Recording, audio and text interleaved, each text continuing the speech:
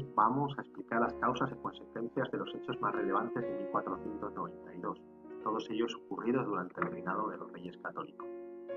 En primer lugar hablaremos de la reconquista de Granada, en segundo lugar la expulsión de los judíos y en tercer lugar el descubrimiento de América. Vamos a comenzar con la conquista de Granada, que pone fin a la reconquista iniciada mitológicamente en el 722 tras la batalla de Covadonga. Podemos ver en el mapa la situación en esos momentos, en el cual el reino de Castilla, el más importante dentro de la península ibérica, al oeste de Castilla encontramos el reino de Portugal, al este la corona de Aragón, que se unirá dinásticamente con los reyes católicos, con Fernando y con Isabel, y al norte el reino de Navarra, que se incorporará a la corona de Castilla posteriormente, y la franja que queda del reino de Granada del Al-Ándalus, que será el primero de los acontecimientos que vamos a tratar. En primer lugar hablaremos una serie de causas que tuvo. En primer lugar, la tradición secular de la Reconquista, esa idea de cruzada, una idea de cruzada que viene de siglos anteriores y que finalizará en la península ibérica con la conquista del reino de Granada. En segundo lugar, el programa de unidad peninsular que tienen los Reyes Católicos, que comienza con 1469, con ese matrimonio de ambos, y es una unidad tanto territorial como religiosa. En tercer lugar, las pretensiones de los Reyes Católicos también es eliminar la cabeza de puente de los turcos, que en 1453 ya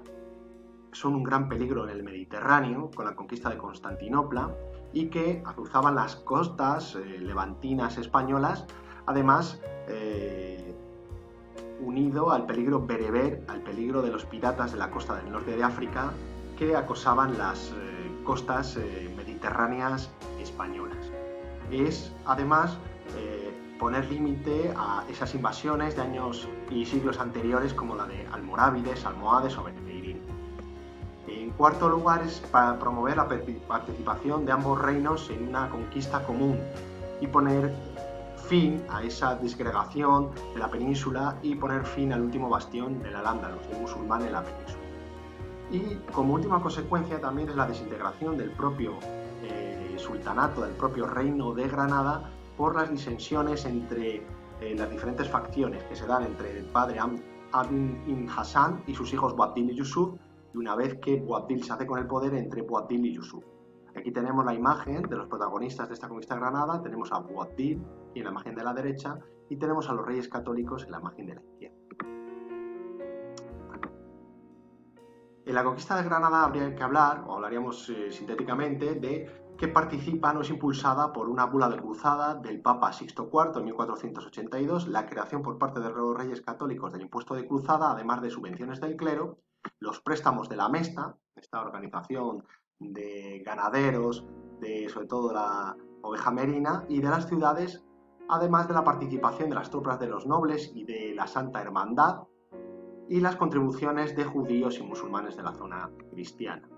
Estas fases de la conquista, simplemente enunciarlas, comenzarían en 1481 hasta 1482 con la conquista de la Alhama, 1485-87 con la conquista de Málaga y finalmente de 1488 1492 con la toma de Granada y las capitulaciones de Santa Fe, en las cuales los reyes católicos se comprometían ante Aboabdil al respeto a la religión y las costumbres musulmanas. Como consecuencias de todo esto tendremos la incorporación de un amplio territorio poblado de 500.000 de habitantes, la unificación que perseguían en su programa político los reyes católicos, el intento de conversión de un modo amistoso, en primer lugar por Fray Hernando de Talavera y posteriormente forzado por el cardenal Cisneros, que comenzará a surgir el problema morisco de los conversos, de los musulmanes conversos, que tendrán una primera réplica en 1500 y posteriormente la rebelión en el Albaicín y posteriormente la rebelión en las Alpujarras durante el reinado de Felipe II entre 1568 y 1571, que pondrá fin su hermanastro don Juan de Austria. Finalmente concluirá con la expulsión durante el reinado de Felipe III en 1609 de estos moriscos. Como consecuencia tenemos que pone fin esta conquista de Granada a la Reconquista y el inicio de nuevos proyectos, como se verá posteriormente con el descubrimiento de América de Colón o la conquista de territorios norteafricanos por parte del reino, sobre todo de Castilla. y además también el triunfo de las cruzadas que se celebrarán, una cruzada dentro del territorio europeo, que se celebrará en toda Europa, incluso por el Papa, incluso por reyes como los ingleses. Bueno, aquí tenemos un ejemplo de la vestimenta de los moriscos, que no se integrarán plenamente dentro de la civilización cristiana y serán vistos tanto por su lengua como su forma de vestir como un peligro para las incursiones piratas y serán expulsados finalmente, como hemos dicho, durante el reinado de Felipe III. En segundo lugar, hablaremos de la expulsión de los judíos. La expulsión de los judíos, que también tendrá una serie de causas, como que son acusados de judaizar. Estos conversos son acusados de judaizar por esas falsas conversiones y por una tradición antisemita que ya podemos ver en los pogromos de 1391, donde se violentó a estos judíos que vivían en las juderías y que muchos de ellos se convirtieron forzosamente y que fueron obligados a convertirse, y por lo tanto muchos cristianos creían que judaizaban y que atraían a nuevos conversos hacia la causa judía. ¿Vale? Estos programas de 1391 entrarían dentro de esa tradición antisemita. Además eran considerados como usureros porque tenían una serie de oficios relacionados con el dinero, como eran banqueros, joyeros, etc. Había una mala prensa con respecto a los judíos, como hemos dicho, ya de siglos anteriores. Y también había una diferenciación a la hora de vestir y vivían separados en las denominadas juderías. Esta tradición antisemita también la podemos ver en la limpieza de sangre frente al cristiano nuevo, un cristiano viejo que incluso para entrar a algunos gremios tenía que tener esa limpieza de sangre. Y también se les acusaba de la muerte de Cristo, ¿no? Dentro de esa tradición antisemita, que no era solo en en España, la península ibérica podríamos hablar, sino también en países como los territorios alemanes o como en Francia. Muchos de ellos huían de esa persecución. Aquí tenemos, por ejemplo, el ejemplo de una serie de conversos y tenemos aquí la imagen de el ataque hacia las juderías en 1391, sobre todo en Sevilla. ¿Cuáles fueron las consecuencias de esta expulsión de los judíos? Pues sobre todo el programa político de los reyes católicos, que consistía en esa unidad religiosa y que se conseguía también con la conquista de Granada, y como consecuencia tuvo también un despoblamiento de la población española porque se les obligó a convertirse, con lo cual podrían continuar con sus riquezas. La mayor parte de los judíos ricos se quedaron en Castilla, se quedaron con sus riquezas, y muchos de ellos se emigraron hacia el norte de África, lo que posteriormente será conocido como judíos sefardíes, y esto conllevó a una despoblación y a su vez también el descenso de la economía urbana, de los cuales los judíos eran los grandes protagonistas. Pero no hay que olvidar que muchos eran grandes banqueros e incluso eran colaboradores de los reyes católicos, que en un primer momento vieron un poco reticentes a la expulsión de todos ellos. Aquí tenemos como ejemplo el edicto de expulsión de 1492. Y por último hablaremos del tercero de los acontecimientos de 1492, y que fue el descubrimiento de América. Un descubrimiento de América que tiene una serie de causas también. En primer lugar, una causa económica, la necesidad del acceso a una ruta a las especies que estaba bloqueada por los turcos, que habían tomado Constantinopla en 1453. Hay que darse cuenta que los historiadores hablan de este acontecimiento o del descubrimiento de 1492 de Colón para iniciar la época moderna. También la causa es esa expansión, ese vigor del reino de Castilla, que había concluido con la conquista de Granada y que necesitaba nuevos proyectos de la reconquista. Además también se une una mentalidad, una cultura humanística, en la cual se comienza a hablar de esa esfericidad de la Tierra en contra del terraplanismo de la época de la Edad Media, el redescubrimiento de la geografía de Ptolomeo, o también la lectura del libro de las maravillas de Marco Polo.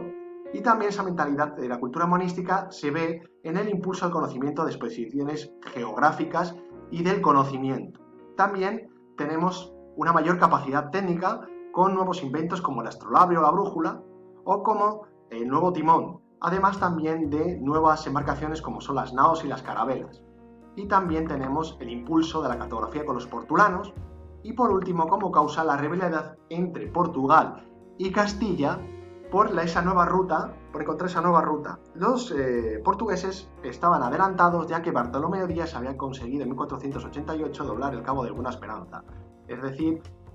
doblar la parte más meridional de África, que abrió una ruta hacia la India que logrará Vasco da Gama encontrar. Ese será el primer europeo que llegue desde Europa, circunnavegando la costa africana, y llegará hacia la India. Tenemos entonces aquí también un esquema de las causas del descubrimiento: las económicas, la búsqueda de la ruta alternativa, las técnicas, las naos y las carabelas, los instrumentos, la brújula, el astrolabio, la cartografía, la mentalidad, esta geografía de Ptolomeo, que vamos a ver ahora mismo el mapa, la tierra que era redonda, ese saber humanístico, a su vez también las rivalidades entre España y Portugal. Aquí tenemos la ruta que recorrió Marco Polo y aquí tenemos el mapa de Ptolomeo. A su vez también tenemos los nuevos progresos técnicos con la carabela, una de las naves que llevó Colón a América, o el astrolabio.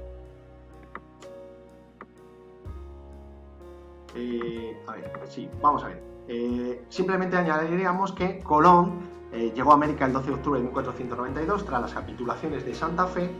y que realizó 4 viajes, y tenemos el primer viaje con 92 al 93, llegado a unas Antillas, de las Antillas San Salvador, Isabela, La Tortuga, y realizó otros 3 viajes en el 95, en el 98 y 1502,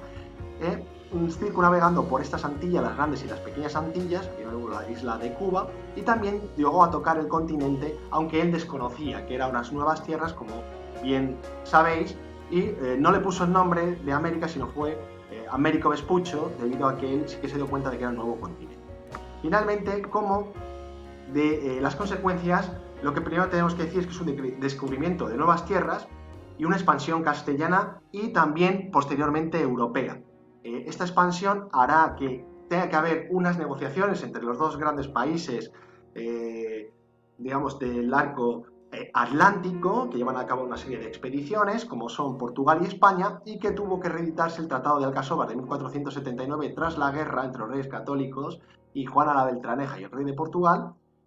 con una diplomacia de los reyes católicos, intermediando a Alejandro VI, que emitirá la bula Intercaetera, en el cual todas las tierras al oeste de las Azores y Cabo Verde eran de los reyes católicos, pero que reclamaron los portugueses, y por eso tenemos el Tratado de Tordesillas, en los cuales a partir de las 370 leguas al oeste de Cabo Verde era de la Corona de Castilla. Sin embargo, por esto Brasil formó parte del Imperio portugués, por encontrarse al este de esas 370 leguas. También tendremos un impacto sobre la agricultura y la ganadería, con una subida de los precios agrícolas e industriales, la llegada masiva de metales preciosos, el oro y la plata, con lo cual durante el siglo XVI y XVII se determinará lo que será la revolución de los precios. Aquí tenemos las minas más importantes, como fueron Potosí en el Perú, o Zacatecas en México, y tenemos el impacto de América en España, que fue un fuerte estímulo, sobre todo para la economía castellana, sobre todo para la ganadería y para la agricultura en un primer momento, que tuvo grandes repercusiones, sobre todo para la economía de los grandes nobles, pero que supuso una crisis económica en los siglos XVI y XVII, con una subida de precios que las clases más pobres, las clases menos ricas, sufrieron grandemente, sobre todo en Castilla. Aquí tenemos que los grandes nobles y la iglesia fueron grandes beneficiados por este aumento de la demanda de los productos agrícolas, pero sin embargo supuso una crisis económica para los más pobres. Y por último tenemos también, aparte de esta llegada de oro y plata masiva, una importancia en cuanto al mestizaje de la población de la península ibérica con los pueblos indígenas de América, y por último la llegada de nuevos productos agrícolas como el maíz, la patata o el tomate. Bueno, este es el estándar y espero que os sirva para repasar y para un mayor aprendizaje.